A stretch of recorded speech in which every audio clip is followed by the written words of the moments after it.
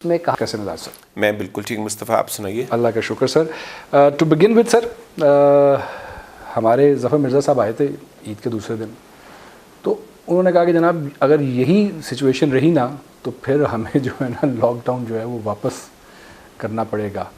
तो उस दिन से फिर बड़ी कन्फ्यूजन चल रही है, लोग जो है उससे पूछ रहे हैं कि जनाब फिर लॉकडाउन होने लगा, फिर लॉकडाउन होने लगा।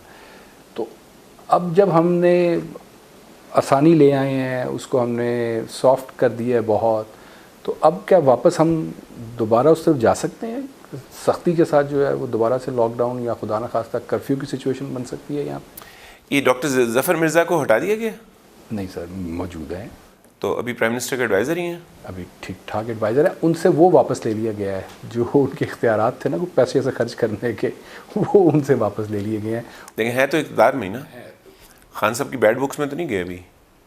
जो उनसे इख्तियारात जो कुछ वापस लिए शायद गए हैं, शायद शायद शायद। क्योंकि बात ये है कि ये एक फेडरल मिनिस्टर का ओहदा रखते हैं, उसके इक्विवेलेंट एडवाइज़र हैं। बिल्कुल बिल्कुल, ठीक है। तो इन्हें अगर ये बातें करनी है तो ये इन्हें करनी चाहिए प्राइम मिनिस्टर के साथ बैठ के, जहाँ प्राइम मिनिस्टर जब इन बातों को माकूल अगर समझें तो उन्हें तलब करना चाहिए चारों सूबाई चीफ मिनिस्टरों को, और बैठ के प्लान बनाना चाहिए कि हम इकॉनमी को तबाह किए बगैर वो कौन से इकदामात उठाएं कि कोरोना का जो फैलाव है उसको हम रोक सकें। ठीक। ये मीडिया पे आके इस तरह की गुफ्तगू करके गए हैं, तो मुझे इनके मीडिया पे आने का पहला मकसद समझ नहीं आ रहा, और दूसरा आके ये गुफ्तगू करके जाने का मकसद तो बिल्कुल समझ नहीं आ रहा। वो सब शायद क्या ये अवाम को कोई अपील करना चाह रहे हैं कि अवाम जो है वो इनकी अपील मान ले? सर अवाम ने भी तो देखे ना, जो कुछ अवाम ने कर दिया है, ईद से 3 दिन पहले से शुरू हो जाएं आप, और फिर ईद हॉलीडेज़, और ये अब तक ना कोई सोशल डिस्टेंसिंग, ना कोई मास्क, ना कोई और चीज़। अवाम ने तो समझा कि शायद ईद दी छुट्टियाँ कोरोना कार चला गया है तो कोई रिलैक्स इन्जॉय, तो शायद इसलिए फिर उन्होंने आके ये इनिशिएटिव लिया कि अवाम को बताएं कि यार खुदा दा वास्ता जब बंदे दा पुत्र बनो या ना करो। शायद इसलिए वो उनको ये सब कुछ कहना पड़ा।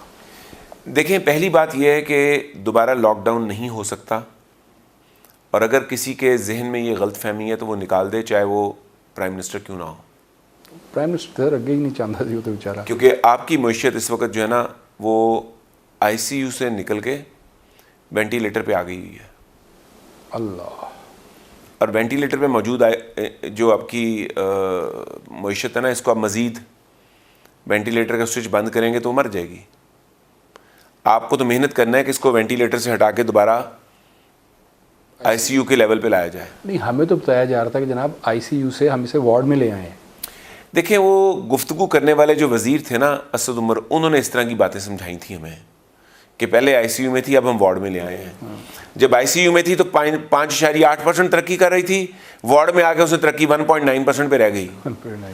और नए जो वज़ीर ख़जाना आए उन्होंने 1.9 को -1.5, मैं वो वाली फिगर्स ले लेता हूँ जो सारे इकोनॉमिस्ट जिस पे इत्तफाक राय रखते हैं।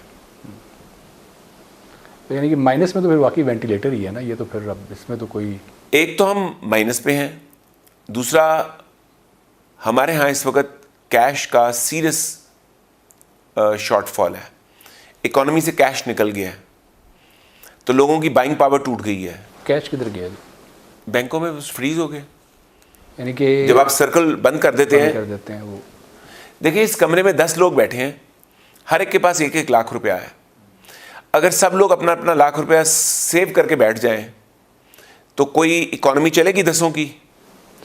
और अगर आप मिसाल के तौर पर कपड़े बेचते हैं, मैं आपसे कपड़े ख़रीद लूँ, एक से फर्नीचर ख़रीद लूँ, एक से मैं खाना ख़रीद लूँ, एक से मैं घर ख़रीद लूँ, और ये अपना लाख रुपया ख़र्च दूँ, तो जो मैं काम करता हूँ, मिसाल के तौर पर मैं तालीम देता हूँ, तो वो फ़ीसों की शक्ल में मुझे भी वापस आ जाएगा। अगर हम सारे अपना अपना पैसा रोक के बैठ जाएं तो क्या होगा? जमूत तारी हो जाएगा, सर्कुलेशन में से फंड्स निकल जाएंगे। तो आखिरी वक्त जब ये जमूत तारी हुआ, जिसके हाथ में फंड्स हैं उसने रोक लिया कि मेरा भी ना निकल जाए, और जिनके हाथ में नहीं है उनकी बहुत बड़ी तादाद है जिन्होंने खर्च दिए ये सोच के कि मेरा तो कल आ जाना है। ये मैंने आपको पूरी इकोनॉमिक 101 समझा दी है। तो इस वक्त जो है वो यानी कि पैसा इसलिए निकल गया कि जिसके पास है वो दबा के बैठ गया, डर गया, घबराया। और मेजॉरिटी जो है वो अपना खर्चा सर्कल में डाल चुकी थी जब लॉकडाउन हुआ है। आपने एक लॉकडाउन और किया, ख़त्म बात। अभी खान साहब ने जो कंस्ट्रक्शन बिजनेस के लिए इंसेंटिव्स दिए हैं, ऐसे इंसेंटिव्स कंस्ट्रक्शन बिजनेस को कभी नहीं मिले, लेकिन 1 रुपया इन्वेस्ट नहीं हो रहा। ईद के बाद होगा जी, ये छुट्टियां खत्म होती हैं ना, तब देख लेंगे। अच्छा, क्योंकि सारे इन्वेस्टर से हम भी राब्ते में हैं, सबका ख्याल ये है कि पता नहीं किस मूड में खान साहब ने ये दिया है। हमारा रुपया निकलवाने के बाद हमसे छीनने का मूड तो नहीं है इनका। नहीं, वो तो उन्होंने कहा है सर, मुकम्मल उन्होंने। भरोसा क्या रह गया लोगों को? लोगों को भरोसा भी तो होना चाहिए ना कि वज़ीर आज़म के मुंह से निकला हुआ वर्ड हरफ आखिर है। वज़ीर आज़म तो अपने वर्ड्स वापस यूँ लेता है और कहता है यही लीडरशिप की निशानी है। तो लैक ऑफ कॉन्फिडेंस है, फेथ है, total lack of faith, confidence. बल्कि खान साहब के जो अपनी पार्टी के एक बड़े ख़ास जाले हैं जो कराची में आजकल बड़ा शोर मचाते हैं कि गवर्नर राज लग जाना चाहिए, उनको बिलीव नहीं है कि खान साहब ने जो ये दिया है tax amnesty for construction business, उसमें इन्वेस्ट करना चाहिए या नहीं। वो सबको मशवरे दे रहे हैं, पता नहीं यार किस मूड में कर दिया था वो। लेकिन सोच तो बड़ी अच्छी थी सर, प्लान तो बड़ा अच्छा था, अप्रिशिएट तो बड़ा लोगों ने किया। आबाद वाले और ये वो सारे, उन्होंने कहा जी बल्ले बल्ले, अब देखा हम क्या करते हैं। देखिए, आबाद वाले जो अपने पुराने प्रोजेक्ट्स कंप्लीट कर रहे हैं ना, वो उन्हीं को कंप्लीट करेंगे ना।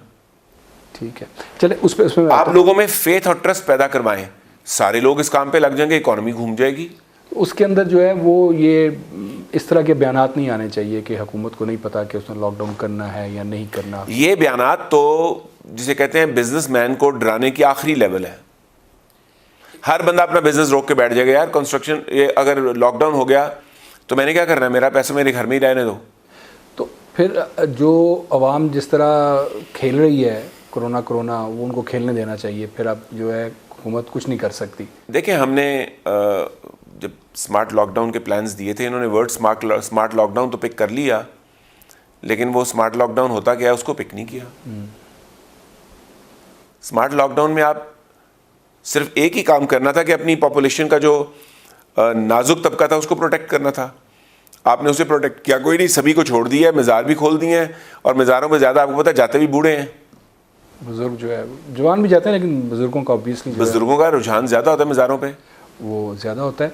तो जो SOPs हैं हुकूमत के, वो आप समझते हैं कि वो उनके ऊपर क्वेश्चन मार्क है? देखिए, SOPs पे अमल करवाया जाता है। अगर हुकूमत अपनी रिट बाकी जगहों पे दिखाने की बजाय, अपोजिशन पे चढ़ाने की बजाय सिर्फ पब्लिक इंटरेस्ट के अंदर इस्तेमाल कर लेती कि 50 या 55 ये एज का बैरियर कटता कि इससे ऊपर के लोग घरों से बाहर नहीं आएंगे,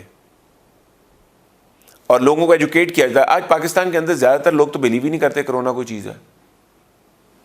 तो फिर उन्होंने वास्ते की करिए सर, उन्होंने वास्ते केड़ा SOP लागू करिए जिन्होंने है ही नहीं है, झूठ है। देखें, आपको सिर्फ जो हमने इतनी दफ़ा की है बात कि अब लोग सुनना भी नहीं चाहते कि यार आप सेम बात करते हैं। आपको सिर्फ इतना करना था कि लोगों को रियलाइज़ कराना था, और आपके वर्ड्स में इतनी सदाकत होनी चाहिए थी कि लोगों को आपकी बात पे यकीन होता।